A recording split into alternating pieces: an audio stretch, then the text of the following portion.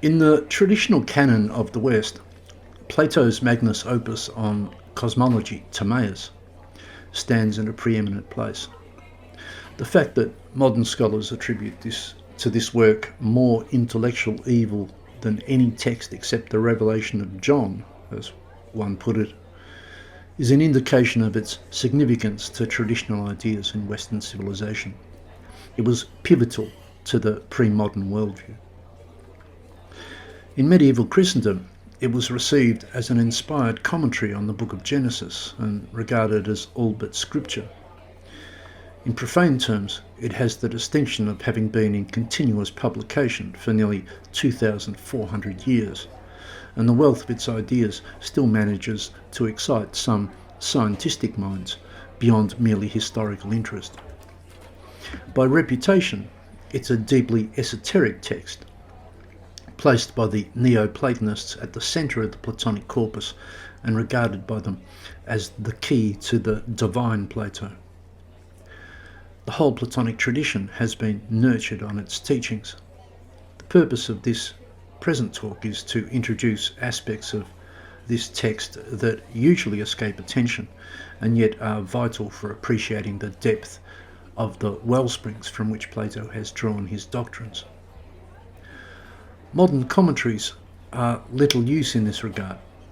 Typically, they situate the Platonic cosmology as a reaction to the trend-setting Ionian physiologoi, who are routinely championed as ancient forerunners to modern science. What readers who seek the traditional Plato require, on the other hand, is an understanding based on the traditional spiritual background and context of his times. It's a singular mistake to import a secular sensibility into Plato and to divorce him from the spiritual atmosphere of his day. Rather, Plato's writings need to be considered in the context of the living Greek tradition in which Plato was born and in which he participated throughout his life. This is nowhere more evident than in the Timaeus, which otherwise remains opaque and mysterious in many parts. The central agent of the Platonic cosmology is the craftsman, creator god, the demiurge. Of this character, the modern commentators have little that is penetrating to say. A type of orthodoxy was established by Solmsen, who argued that the demiurge is a conception unique to Plato, and in the final analysis, one of Plato's most stunningly original contributions to the history of ideas. But when we remember that Plato was not, as a lot of 20th century scholarship seemed to think, an Oxford Don or a speculative philosopher in the modern mould, but a pious Athenian pagan of noble birth, the source of his conception of the demiurge becomes obvious. It has been modelled on the mythological figure of Hephaestus, the blacksmith craftsman god of the Athenian religion, whose cultus was celebrated on the Acropolis. The identification is most evident in passages where the Platonic craftsman god forges aspects of the cosmos in his workshop, we are told, and where Plato resorts to the language of metallurgy to describe his demiurge's activities. The long monologue on creation by Timaeus of Locri is replete with the language of the crafts, but above all the crafts of fire, Hephaestus being the fire god among the Olympians. The religious and mythological background to the Timaeus is signalled in the early sections of the dialogue, and in its companion dialogue, the Critias. Hephaestus is mentioned by name along with Athena and Gaia. These are the deities of Athens whose rites and mysteries were celebrated on the Acropolis and in the broader cult of the Attic region. As an Athenian, a son of the Attic soil, they are Plato's own gods. Solmsen and others only ever consider Plato among philosophers, and among philosophers they can find no forerunner to Plato's demiurge. It is only when we appreciate Plato in his full native context that the model becomes obvious. This in turn illuminates the mythology of Hephaestus. The Platonic demiurge recasts the Olympian fire god so that we must understand his mythology in cosmogonic and cosmological terms. Thus, his crafting of the extraordinary shield of Achilles in Homer's Iliad must be understood as an act of cosmogony, and his binding together of Aphrodite and Ares, love and strife, in the Odyssey must similarly be seen as cosmological symbolism. In over 2,000 years of voluminous commentary on the Timaeus, only the Neoplatonists seem to have appreciated this. But the specific aspect of Hephaestion mythology upon which Plato draws in the Timaeus is the Athenian Attic cultus which the god shares with Athena and Gaia. The setting of the work is a visitation to Athens by an illustrious Pythagorean from southern Italy on the Panathenaea, the great festival of Athena, the most sacred festival in the Athenian calendar, and consequently the occasion of the most hallowed rites in the temples of the Acropolis. This is the real key to understanding the Timaeus. Its full context is that as the Pythagorean speaks, giving his account of creation, the Panathenaea, the great New Year and birth festivals of the Athenians, along with its mysterious rituals, is being celebrated throughout the city and in particular in the temples of the Acropolis. The intent of the work then becomes clear. It is a philosophical, or more explicitly Pythagorean, exposition of the inner dimensions of the Attic religion, its secrets and mysteries. It becomes plain that Plato has brought his Pythagorean speaker to Athens to reveal certain inner aspects of the festival on which he discourses to Socrates and others. From what else we know of Plato's life, he was the greatest mind of a disgruntled generation of aristocrats who went into self-exile after the execution of Socrates. It is fair to assume that he was unhappy about the spiritual and civil decline of his times, and so imports a Pythagorean to newly inform the Athenians of the deeper meanings of their own feasts and rites.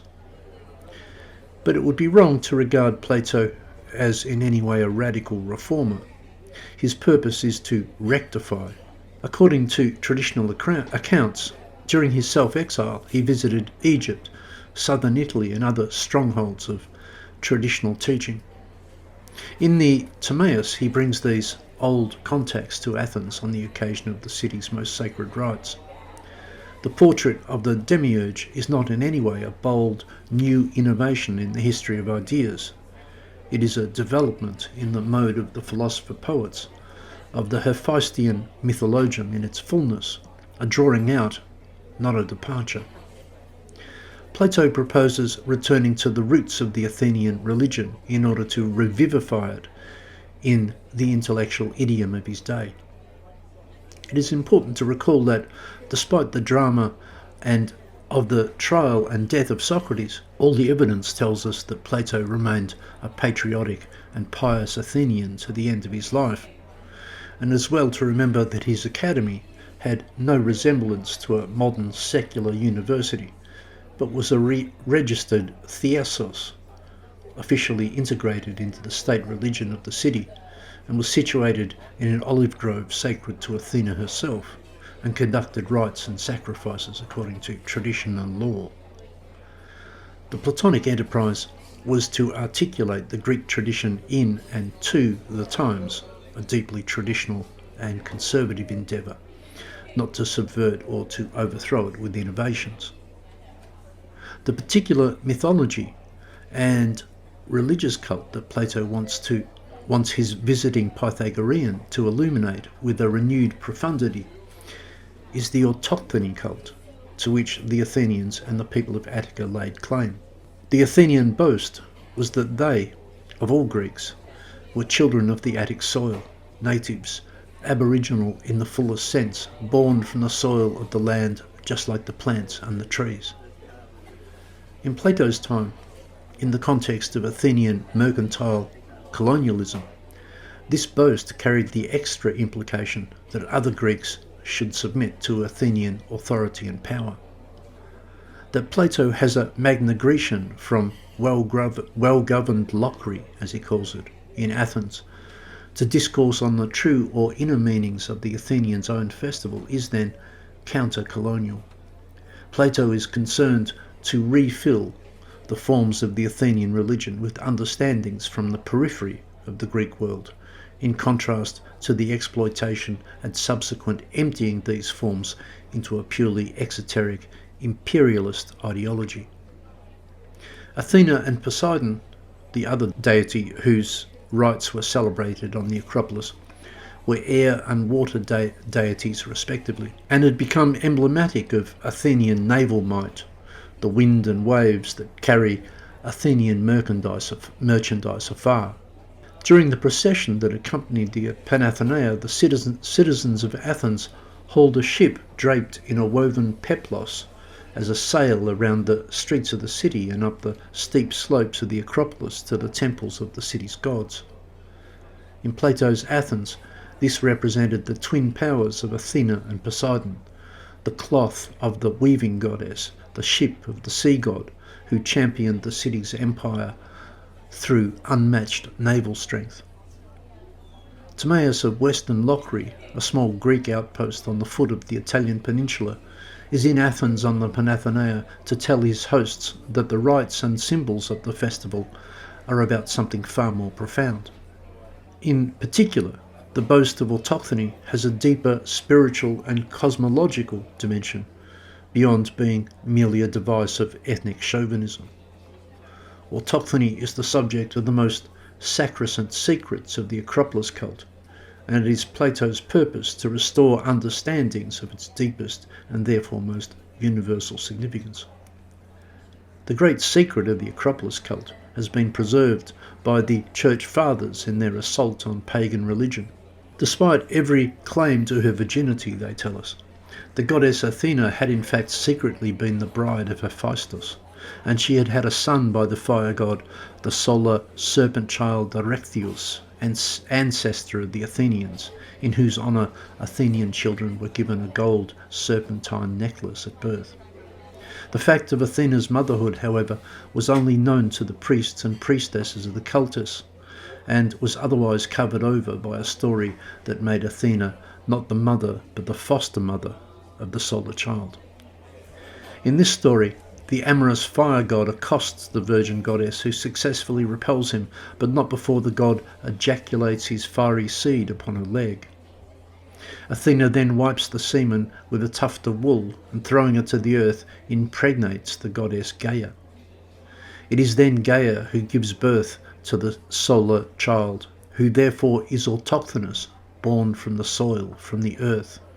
And Athena, victorious in her virginity, nurtures the son as his foster mother.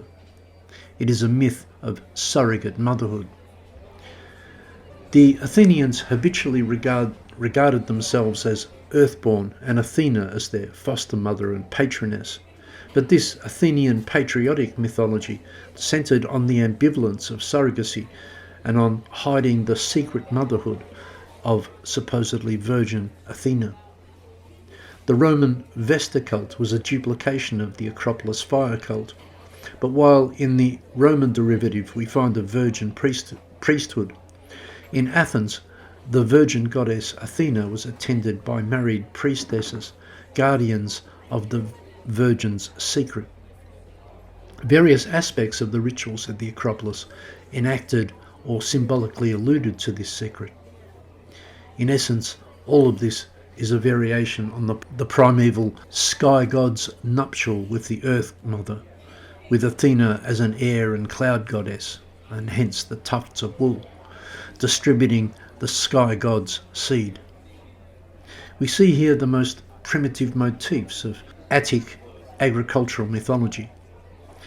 A yet more basic configuration is simply sun, moon, earth, with the sun as the fire god, Gaia the earth goddess, and Athena the jewelled nature moon goddess who rules over the winds and the rains.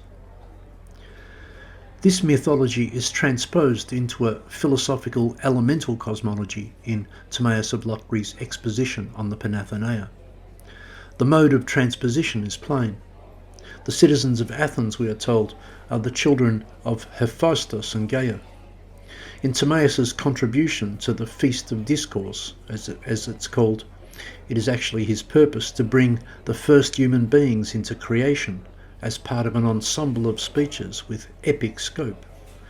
This becomes the doctrine that fire and earth are primeval elements. To quote from the text, quote, "Now that which is created is of necessity corporeal and also visible and tangible. And nothing is visible where there is no fire, or tangible where there is no solidity, and nothing is solid without earth. Wherefore also the God in the beginning of creation made the body of the universe to consist of fire and earth." Unquote. In the Athenian mythology, Hephaestus and Gaia are the primeval parents. Timaeus then informs his Athenian listeners that fire and earth are the primeval constituents of creation in a direct parallel. He then explains that there must be a middle term between these two poles, and for structural and mathematical reasons, his third term must itself be dual in nature. Thus Timaeus gives us the classical and ancient arrangement of the four elements arranged in order of rarity to density: fire, air, water and earth.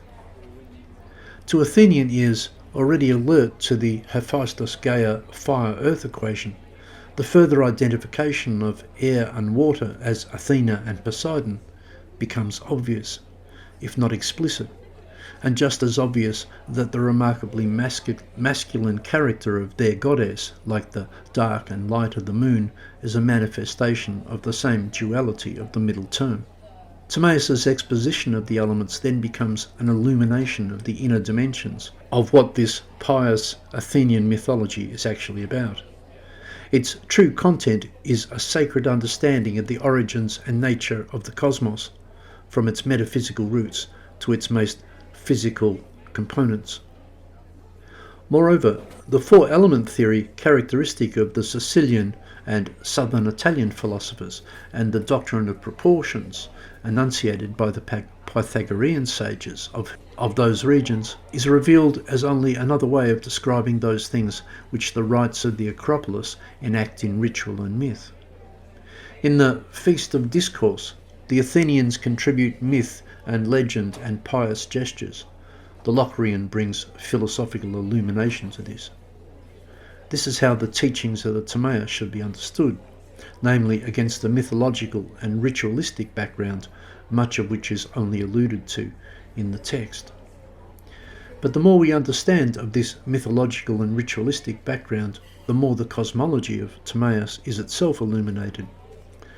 An example of this is Timaeus' description of the mysterious receptacle of becoming, which the speaker himself admits is difficult to describe and which readers invariably find opaque and confounding.